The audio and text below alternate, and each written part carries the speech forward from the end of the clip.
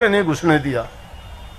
सोचती गुजारा हो जाएगा, कितना उसके दिल में भी रहम था। वो भी बड़ी एक शुद्ध और पवित्र विचारों वाली लड़की थी। शादी होने वाली थी, जानवरों को उसके बाप ने इकट्ठा कर रखा था।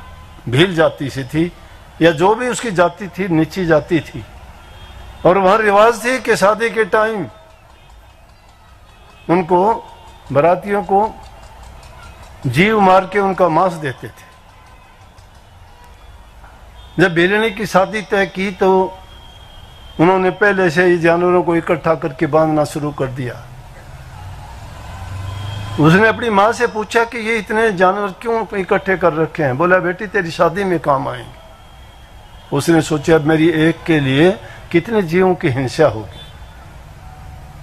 पवित्र हृदय, जीवों पर दया, वहां उसने धर्म का पालन किया।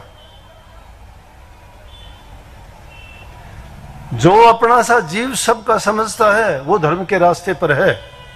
और जो चाहता है मैं ही जिंदा रहूं, बाकी जहन्नुम में जाएं, नरकों में जाएं, कुएं में पड़े, मेरा क्या।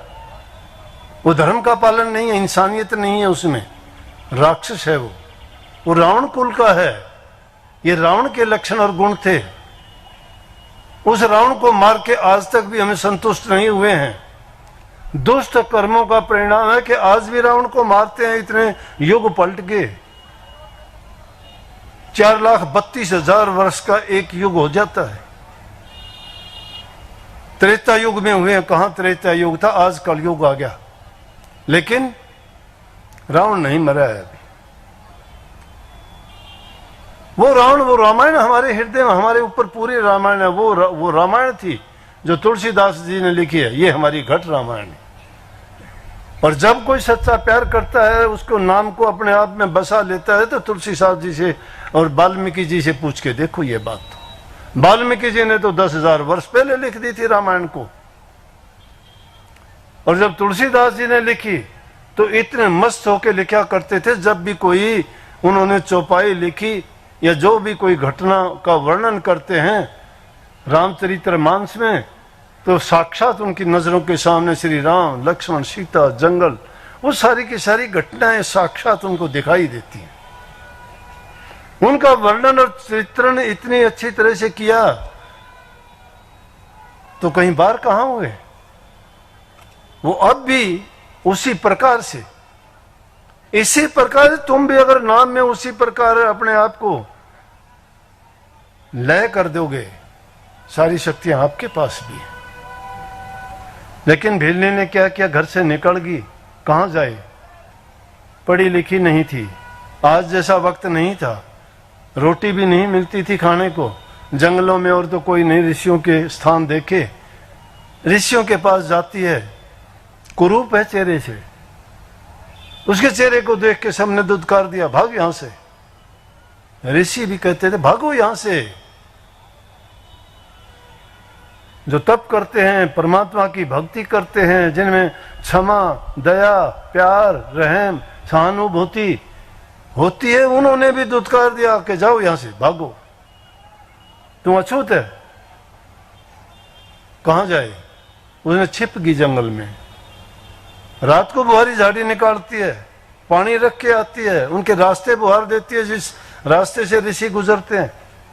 उन्होंने देखा कौन ये काम कर जाता है, एक दिन छिप के देखा तो उसको वहां से भी भगा दिया। एक बूढ़ा ऋषि, मतंग ऋषि, उसको दया आई। उन्होंने उसको कहा कि बेटी तू मेरे पास आ। जब तक रहे उसको बड़े प्यार से रखा, वो सेवा करती रही। लेकिन वो जाने के बाद भी क्या किया कि वो बुहारी झाड़ी ऋषियों के रास्ते में निकाल देती थी। तालाब में स्नान करने के लिए आते थे। क्या होता है कि एक दिन उसको इतना मारा कि भीलनी के शरीर से एक रक्त की बूंद तालाब में गिर गई। और उसकी रक्त की एक बूंद गिरने के कारण पूरा तालाब जो है खून से भर गया, वो लाल हो गया, पानी पीने लायक नहीं रहा, स्नान करने लायक नहीं रहा। दूसरा कोई जगह नहीं है। परमात्मा अपने भक्तों को इज्जत सम्मान दिलाते हैं, उनकी रक्षा करते हैं, उनके अंग संग्रह के उनको हर प्रकार से दुनियादारों के सामने सिद्ध करके दिखाते हैं कि महान है। सारे ऋषि आए, जाके श्री रामचंद्र जी आए, भिरणी के दरबार में आके कहने लगे श्री राम से कि चलो प्रार्थना करते हैं कि रक्त हो गया पूरा तालाब, और कहें कि इसको श्री रामचंद्र जी ठीक कर दें, जल कर दें दोबारा से। कैसे हुआ ये?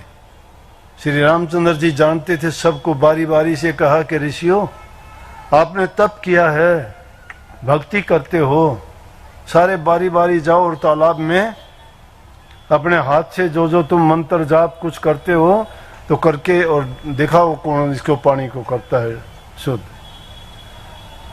सब के सब गए, किसी से नहीं हुआ। बोले जी आप ही कर सकते हो। कहने लगे मैं भी नहीं कर सकता भाई, जब आप लोगों से नहीं हुआ मैं कैसे करूंगा, कि और कोई बचता है? बोले ना। अपने भगत को कैसे सम्मान दिलाते हैं, कहते भिरणी तू जा। बोली जी मैं गरीब, मैं कोई नाम नहीं जानती, भक्ति नहीं करी, कोई तप नहीं, कोई साधना नहीं, मेरा क्या है?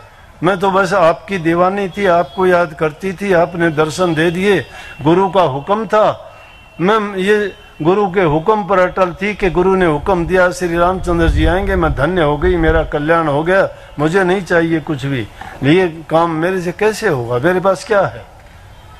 बोले कि नहीं तेरे को करना पड़ेगा, जा।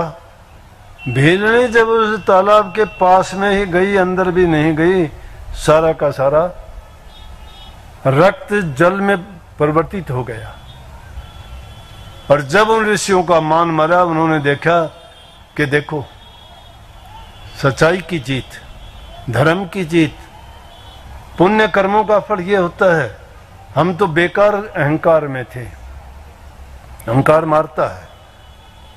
लक्ष्मण जी जब चरणों की तरफ जाके खड़े होते हैं